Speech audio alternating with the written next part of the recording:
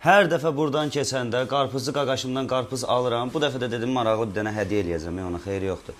Nəysə, bir araşdırmadan sonra biraz şəkillər falan axtardıq, tapdıq. Maraqlı bir dənə seçdik. Ondan sonra ChatGPT əmidə də bir dənə şeir yazdırdım.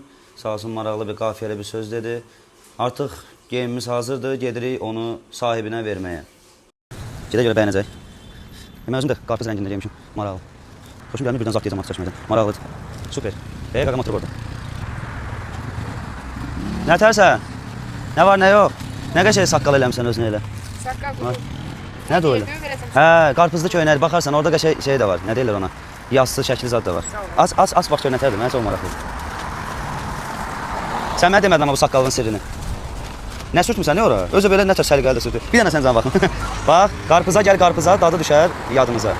Sən də sağ ol. Nəsə köynək zad, nəsə lazım olsun. İndi bu sənə maraqlı hədiyyə eləmək istədim. Qarpız satırsan, maraqlı fəaliyyətlə məşğulsan burada. Nədir bu şamama? Nə bombayı bu? Zor. Qarpızı Rəsuldan alırsınız ha, heç kimdən almayın. Bax, orada çox qazellər görə bilərsən, ancaq burada. Yerdə bax, buradadır. Tanıdınız da aradı. Salam əleykum. 1 manatdır kilosu. Biraz elə bil dadımıza görə qiymətlərimiz fərqlidir.